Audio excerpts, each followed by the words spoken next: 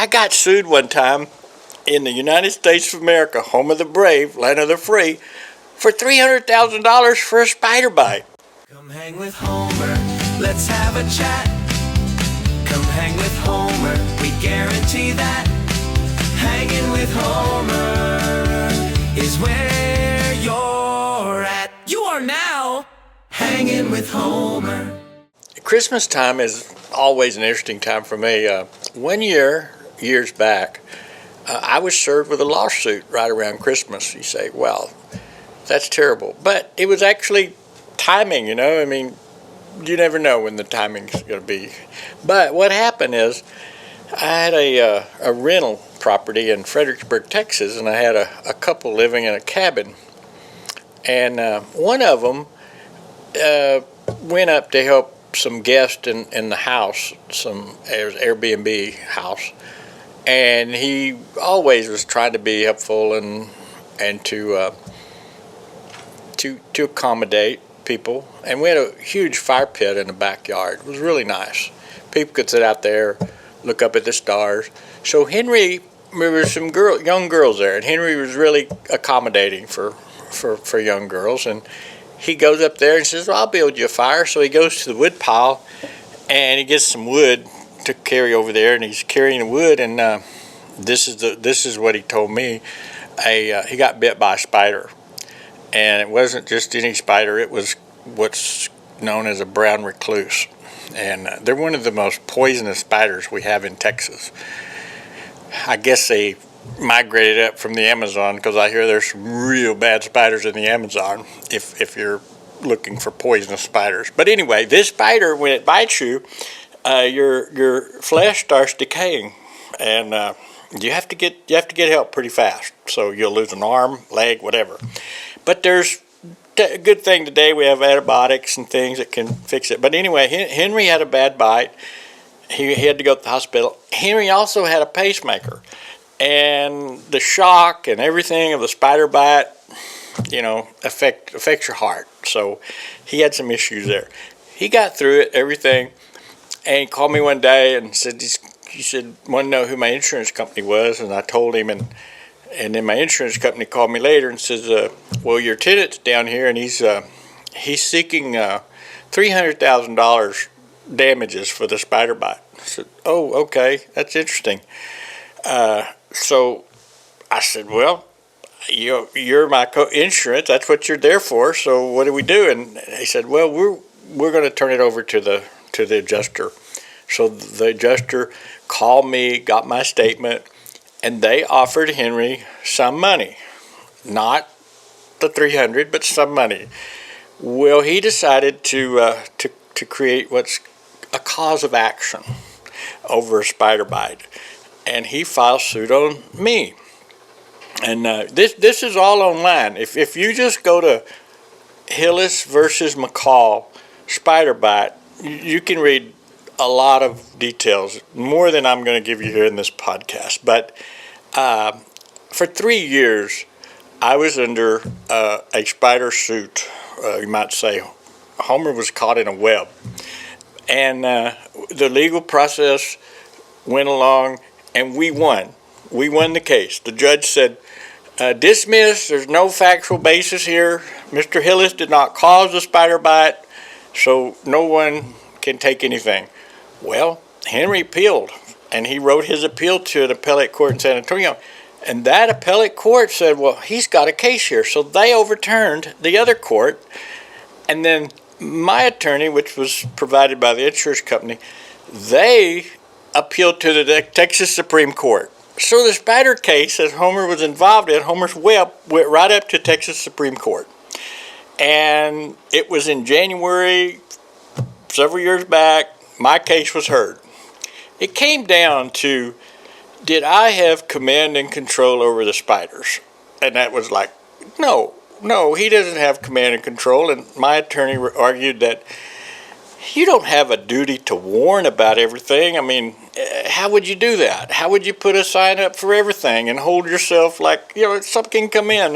There's wild beast, and the Latin word is forae naturae. It comes from common law, meaning you have no will and volition over the beast of the field. So there's a lot of case law, and I really learned a lot about this and the way the legal system works. It's interesting. Case law comes way back as our country had cases, codified rulings, and then you go back, you look at those cases. One case that we used as a defense was a case about a man who was bit by a mosquito in Houston, and the mosquito happened to be carrying the West Nile virus. Not good. But that guy sued the company that he worked for the mosquito bite. At the first level of the court, he got a big award, like $750,000. I hate for him to get in West Nile, but he got $750. Got to the Supreme Court of Texas, and they said, no, he takes nothing. That's not based on law. So he didn't have responsibility. So anyway, Homer's Web. I was in a big web for 3 years of this legal wranglings. We got to the Supreme Court of Texas, and it was it's on the internet. You can watch the hearing, and we prevailed, meaning Henry took nothing. Even right before the case, the insurance company tried to make a settlement of some money to make Henry like a little happy. Not a lot, but his health was recovered. But he had the spider bite, and there was things he had to pay for the pain and suffering. Losing Santa Claus for me was a big letdown, and I hung on to Santa Claus for a long time. I had two sisters who kept the story alive and convinced me for years that this was the way the world works, and finally came to that. You come to that conclusion sooner or later, or you hang on forever.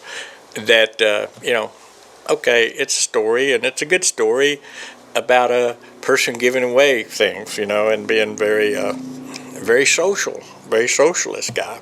Comes into your house. You don't have to call the police on Santa Claus because he's going to leave something, not take something.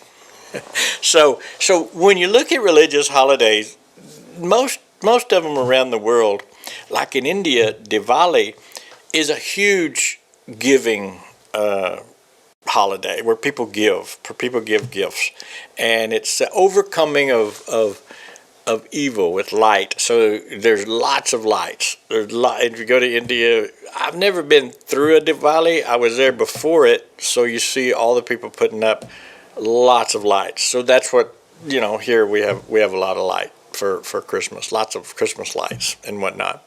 Boy, by the way, Christmas lights are getting real sophisticated. I walked by a house last night. It had these little LED lights on, and they're like synchronized to some music or something. You can have those in front of your house. So cool. Now, something that I'm not very I don't really care for all these blow up Christmas ornaments in the front yard with the fans, the socks and stuff like that. I really like a little bit more thought to go into it than just opening a box and plugging it in. And, we have a few. Fortunately, I don't see as many this year as I have, because I'm sure there's people like me, they can't find those things, or they quit working. They got to, those fans, they quit working, and you're not going to go get another fan. And maybe this year with a lot of the tariffs, maybe they were just a little bit too much to have, it's expensive. I did see a lot of Halloween blow up. Like this one house I went by, they had a jack-o'-lantern that's like 10 foot tall, and cats, big black cats. And, there's a lady here near where I live, and she does Valentine's. I mean, her front yard looks like, she just vomited Valentine's on the front yard. I mean, it's everywhere. She has hearts everywhere. She has them hanging from the tree. I don't think I've ever seen a house that decorated for Valentine's. A nostalgic Christmas, basically, used to revolve around deer hunting. When we were growing up, deer were food. Friends, yes, but food first. So my dad, we deer hunted and watched the cowboys, and then we go deer hunting. We hunted for food. I mean, it's not we weren't out there to take the horns and put them on the wall and all that. And these weren't $25,000 or $30,000 deer we were shooting. They were just common deer. And nostalgic was be eating whole foods, good foods from frozen in the garden stuff, and then I think we ate deer meat every day in the winter. I mean, it was like, what are we going to have? Oh, deer meat. That was it, So I was raised wintertime, time to go hunting. And that was like, wrapped around. Now, I know Disney came out and created that movie called Bambi. And I mean, you kind of see, well, that looks like a Bambi out there. It's like, okay, but I've got to eat. So, okay, Bambi's got to be served up on my plate, so that was there. And then, I understand animal rights. I totally get that. And now I'm not a hunter. I'm an admirer of deer. I talk to the deer. I feel like they talk back. I'm trying to keep them off the Texas roads, because really more deer, I believe, are killed on the Texas roads than by hunters. So cars are very dangerous to deer, and they seem to run out in front of them at a very high percentage. And we have them right here by the building. I mean, tons of deer. 6 of them are right next to my place. Now, if I were 20 years, 18 years old, I mean, that would have been, oh my, so they're serving up food right out here by my building. But then, we processed our own deer. So today, no one generally does that. There's a few hardcore hunters that do it. I mean, they go out there and kill the deer, field dress it, skin it, quarter. I know how to do all that. And I told this buck down here on the creek the other day, I could cut you up, I could put you away in the freezer. I'm not going to do it. He was a massive buck. We can put a picture of him. He was massive. Right here in town. One of the reasons they're moving in town is the data center's going in out here. The big AI data center is moving all the deer in to our downtown because they've got no more home. There's no more home out there. It's going to be, first of all, it's just buildings and big generators, noisy, and so the deer are moving into town. My mother cooked deer meat in so many ways. The go-to was the chicken fried. Basically condensed milk, salt and pepper it, and put it in the milk, and then flour it, and chicken fried deer meat. Okay, that was one. And then 2 is lots of stews and carne guisada. You put deer meat in a crock pot. I don't care what part of the deer you have, except the horns. Put it in the crock pot, and you cook it slow. Then you add some flour, and you make a gravy, and you have what's a carne guisada with deer meat. Now, let me caution myself and you about deer meat and my age and where I'm going through with uric acid. It's very high in what's called purines. So I've had 2 attacks with the gout. I feel like when you get over a certain age, all I do is talk about health problems or try to avoid health problems. And my friends are in the same boat. One's talking about a knee surgery. One's talking about toward meniscus. And one's talking about his AFib. His heart races too high, goes too low. Anyway, we got at a certain age, you start talking about health problems. But deer meat and wild game, you have to be careful because of purines. They're high in purines. They eat this rich grass in the field. That turns into the meat high pure protein and purines. My body, through my genetic lotto that I got, it really has a propensity to produce purines, which the kidneys get so full of them, they don't go out your urine, so they turn into crystals, and they get in your blood because the blood barrier in the kidneys, like it's little filters, so these little crystals get into your blood. Where do they go? They go to your big toe. Why? Because the crystals are heavy. They have a lot of mass, and they go down to the toe because of gravity. They settle in your joint, and in a few days with those things building up, it'll feel like you've got an ice pick stuck in your joint.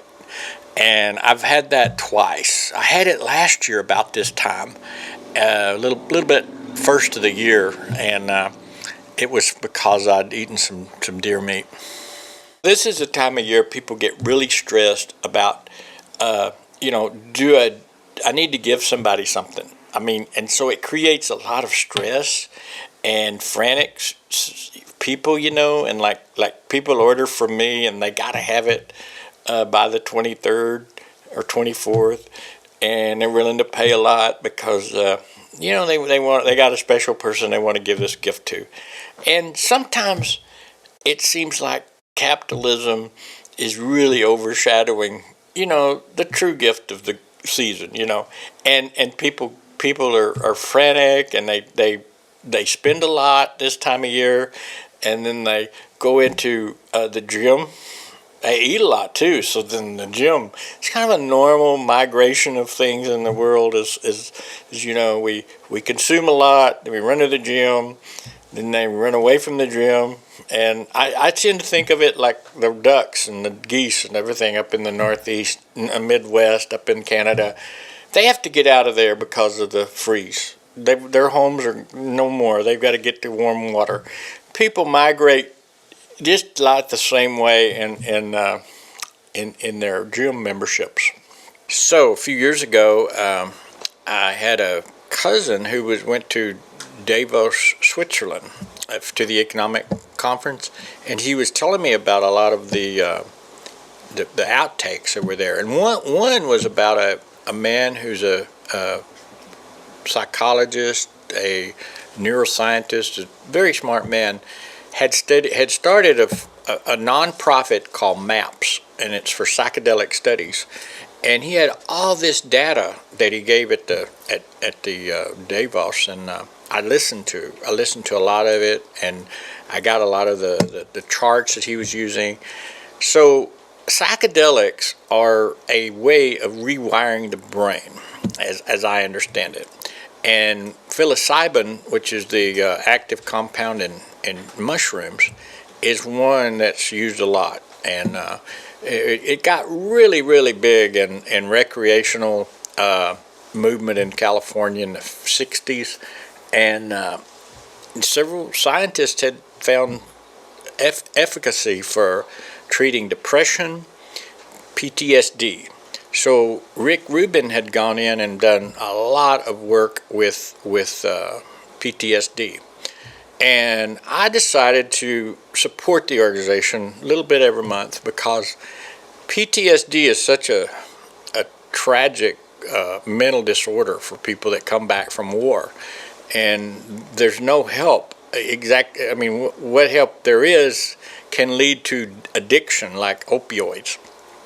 And some of the opioid addiction was in an effort to treat PTSD or other mental issues. The one thing about psilocybin is it's not addictive. It's like 1 or 2 times, and you can really rewire your brain. Now, it's not for everybody, and it should be done under highly clinical supervision, medical supervision. But these organization actually did a FDA clinical trial, and it did not pass. But the way clinical trials are performed are you take a group of people and you give half a placebo, which is a non-active ingredient drug like a water pill, and then you give the other half the actual ingredient. Well, in the case of psilocybin, there's really no question on who gets it, because it's so overwhelming. Now, let's talk about placebos. Placebos are part of the brain that is actively working to solve something that you might be suffering from. And literally the brain can think its way into a different state. Okay, that is through meditation. It can be through what the brain thinks is a cure, like a pill, and it can affect the outcome of a person. So in drugs, you have to get to what's being actively induced into the person's body versus what's maybe in the brain, okay? Sometimes the outcome is so close with the placebo. So they found that a lot of these people, like 75%, I believe is the correct number, of people with PTSD that was given a psilocybin activating drug were helped.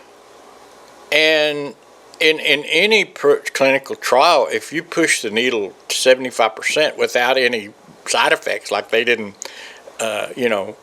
lose their kidneys, you lose their liver, like some drugs that people take on a daily basis, like alcohol, you're going to lose your liver. I mean, over time, because your liver does not know what to do. It doesn't know how to process alcohol.